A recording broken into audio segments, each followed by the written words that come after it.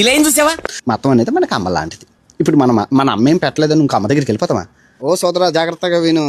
ఏకైక మతం ప్రపంచంలో ఉన్నది భారతదేశ మతం. ఈ మతాన్ని నాశనం చేయడానికి క్రైస్తవులు వచ్చారు, 200 సంవత్సరాలు పరిపాలించారు, మతం మార్చలేకపోయారు, హిందువుడుగానే ఉన్నారు. ఆ తర్వాత ముస్లిం ప్రజలు వచ్చారు, ఓ చంపేస్తాము, నరికేస్తాము, కోసేస్తాము, నాకేస్తాం అన్నారు, కానీ మతం మారలేదు. ఆ తర్వాత ఫ్రెంచ్ ప్రభుత్వాలు వచ్చాయి, ఏమీ చేయలేకపోయాయి. తర్వాత పోర్చుగీస్ ప్రభుత్వాలు వచ్చాయి, మిరియాల కోసం వజ్రాలు ఇస్తామని చెప్పి మత మార్పిడి చేయడానికి ట్రై చేశారు, ఏమీ పీకలేకపోయారు. ఆ తర్వాత డచ్ వాళ్ళు వచ్చారు, పోర్చుగీస్ వాళ్ళు, ఇంకా చెప్పుకుంటూ పోతే బంగ్లాదేశ్, మొత్తం దాయాదులు, మహమ్మదీయులు అందరూ వచ్చి నాశనం చేసుకుని దాచుకొని వెళ్ళిపోయినా ఇంకా హైందవ మతం అలాగే ఉంది.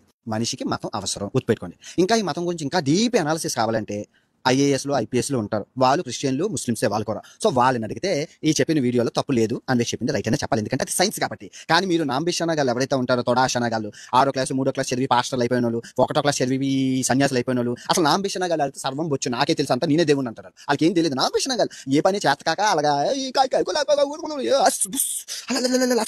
ఇవన్నీ చూస్తాం కదా.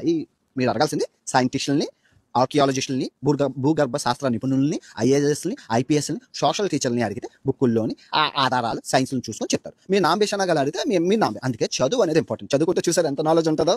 చదువు ఎంత ఇంపార్టెంట్ మీకు ఇప్పుడు అర్థమైంది. చదువు లేదనుకో నాదేమిటో గొప్ప. ఏ మతం అయితే అవనండి, మనిషిని మనిషిగా చూడడం అనేది ముఖ్యం.